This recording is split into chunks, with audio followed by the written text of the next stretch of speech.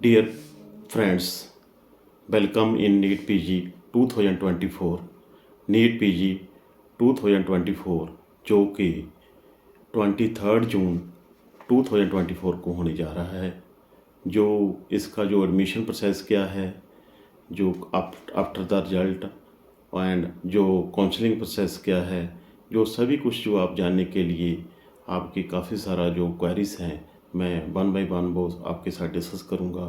और बात मैं आपको बताने चाहता हूँ कि जो मैं इस नीट पीजी के बारे में जो फ्री गाइडेंस दे रहा हूँ, मैं पिछले 8-10 साल से मैं ये फ्री गाइडेंस दे रहा हूँ। मुझे इसके बारे में काफ़ी ज़्यादा जो एक्सपीरियंस है, क्योंकि ये एक टीडीएस काउंसलिंग होती है। सभी स्टेट्स जो 50% सीट्स के लिए कंडक्ट करते हैं काउंसलिंग, और 50% है जो ऑल इंडिया कोटा की एंड डीम्ड यूनिवर्सिटी की एंड डीएनवी सीट्स की जो जो काउंसलिंग होती है वो ऑल इंडिया कोटा और वन प्लेटफार्म पर एमसीसी द्वारा की जाती है। इसीलिए मैं आपको यही बताता हूँ, ये जो काउंसलिंग प्रोसेस है ये जो 5 अगस्त से 15 अक्टूबर तक जो चलेगा, एमसीसी इसकी काउंसलिंग कंडक्ट करेगी। जब 23 को ये आपका टेस्ट हो जाएगा तो विद इन वीक मोस्टली, जैसे कि अर्लियर प्रैक्टिस है कि एक हफ्ते में के बीच जो रिजल्ट डिक्लेयर जो एनवीई ने कंडक्ट करना है वो डिक्लेयर कर देती है। उसके बाद आफ्टर 1 मंथ आपका जो एडमिशन प्रोसेस है, जो काउंसलिंग प्रोसेस है वो शुरू होगा। उसके लिए आपको डिफरेंट वेज है, जैसे कि जो ऑल इंडिया कोटा की सीट्स हैं, जहाँ all seats of deemed university की जो प्राइवेट सीट्स हैं वो, उसके लिए आपको एमसीसी की सीट पर साइट पर आपको ऑल इंडिया कोटा में जो अप्लाई करना पड़ेगा। उसकी जो सिक्योरिटी अमाउंट होती है, आपको देखो मैं यही बताना चाहता हूँ कि आपको के पास एक अच्छा मनी भी होना चाहिए, क्योंकि सिक्योरिटी जो स्टेट्स की डिफरेंट फिल करनी पड़ती है, ऑल इंडिया की आपको अलहदा तौर पे अप्लाई करनी फिल करनी पड़ती है। जो गवर्नमेंट सीट्स हैं उनकी जो सिक्योरिटी अमाउंट होती है वो मोस्टली 25,000 होती है, और जो प्राइवेट सीट हैं जो डीम्ड यूनिवर्सिटी हैं उसकी सिक्योरिटी है वो 2 लाख हर स्टेट की, और एमसीसी की वही जो डीम्ड सीट्स हैं वहाँ पर होती है। इसीलिए जो सिक्योरिटी अमाउंट आप पोस्ट करेंगे वो काउंसलिंग प्रोसेस कंप्लीट होने के बाद आपको 2 से 4 मंथ्स के बाद मतलब कि आपको मिलेगा। मोस्टली आपकी जो 6 मंथ्स के लिए जो सिक्योरिटी पोस्ट है वो जो चाहे वो स्टेट के पास रहे चाहे एमसीसी के पास रहे, उसके बाद आपको उसका रिफंड मिलेगा। इसीलिए देखो, आपको स्टेट किस स्टेट में आप एलिजिबल होंगे, मोस्टली आप उस स्टेट में एलिजिबल होंगे जहाँ पर आपको एमबीबीएस आप डिग्री कंप्लीट करते हैं। जैसे पर कुछ स्टेट्स ऐसी हैं जहाँ पर वो डोमिसाइल बेस भी स्टूडेंट्स को एलिजिबल करती है, जैसे महाराष्ट्र है, कर्नाटका है एंड एमपी है। कुछ इस तरह के स्टेट्स ने जो डोमिसाइल होल्डर्स को भी एलिजिबल करते हैं और उन स्टूडेंट्स को भी करते हैं जो वहाँ से एमबीबीएस कंप्लीट करते हैं। जो स्टूडेंट्स, अगर आप प्राइवेट सिस्टम में जाना चाहते हैं तो मैक्सिमम जो प्राइवेट सीट्स हैं वो यूपी में हैं, उसके बाद जो कर्नाटका में हैं, तो कुछ सीटें जो हम कह सकते हैं एमपी में है 3rd नंबर पर। उसके बाद हम कह सकते हैं उत्तराखंड में है, पंजाब में है। जो ऑल इंडिया कोटा की सीट्स होती हैं कॉलेज में वो आप किसी भी स्टेट में फिल कर सकते हैं, परंतु उसकी आपको अलहदा काउंसलिंग प्रोसेस में जाना पड़ेगा। उसकी जो सिक्योरिटी अमाउंट है वो फिल करनी पड़ेगी, उससे आपको डिफरेंट वाच उस पर नज़र रखनी पड़ेगी। अगर आप डीएनबी सीट्स में अप्लाई करना चाहते हैं और गवर्नमेंट सीट्स हैं वो एमसीसी द्वारा होगी। कुछ डीएनबी सीट्स है जो स्टेट्स की भी होती है, परंतु जो मैक्सिमम सीट्स होती है वो ऑल इंडिया कोटा में होती है।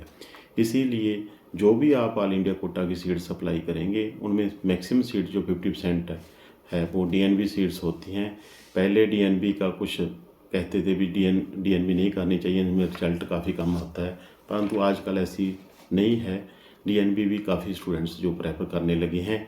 डीएनबी में जो फीस स्ट्रक्चर है वो काफ़ी कम होता है, स्टाइपेंड काफ़ी अच्छा होता है।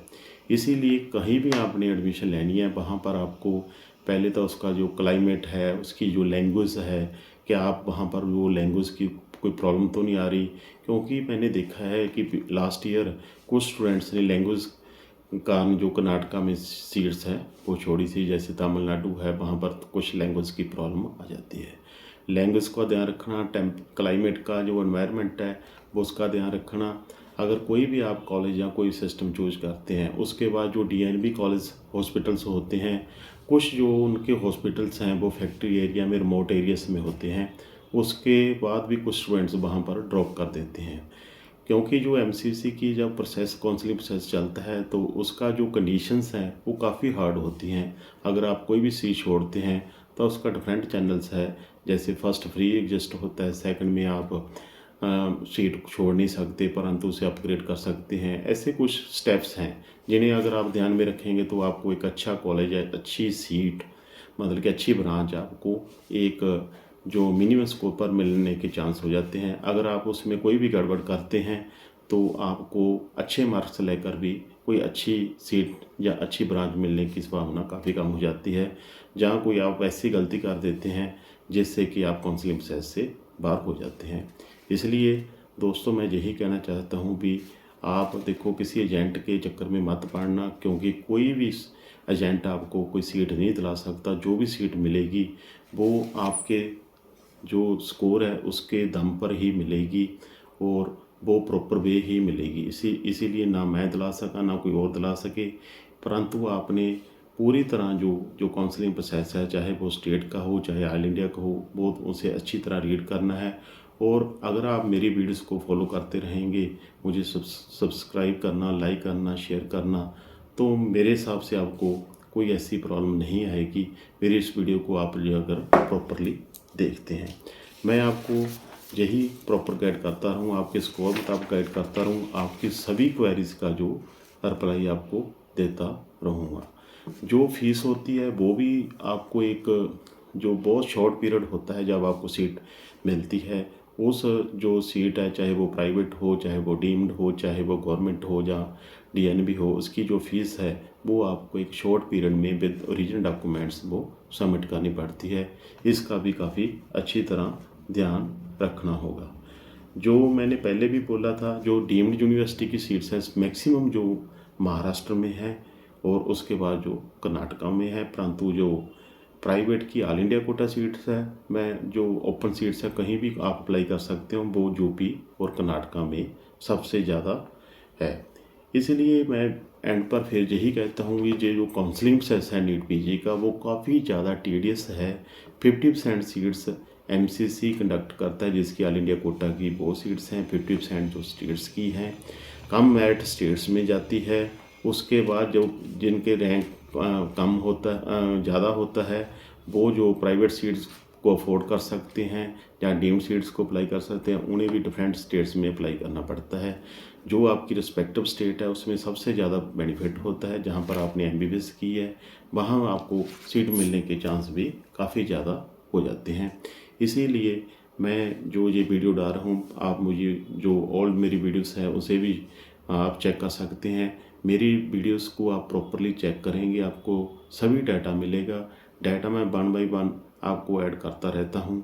इसीलिए आप कोई भी ਤੁਹਾਡੇ मन में आपके में कोई क्वेश्चंस है, कोई काउंसलिंग रिलेटेड क्वेश्चंस है, कोई एडमिशन रिलेटेड क्वेश्चंस है, कोई जो अभी टेस्ट नहीं हुआ या टेस्ट के रिलेटेड कोई क्वेश्चन है, आप मुझे रेज़ करेंगे, मैं आपके मैक्सिमम क्वेश्चंस का रिप्लाई विद इन टाइम दूंगा।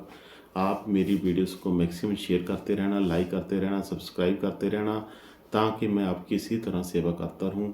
दोस्तों आप खूब मेहनत कीजिए, आपको एक अच्छा कॉलेज मिले, अच्छी ब्रांच मिले, यही मेरी जो दुआएं हैं। थैंक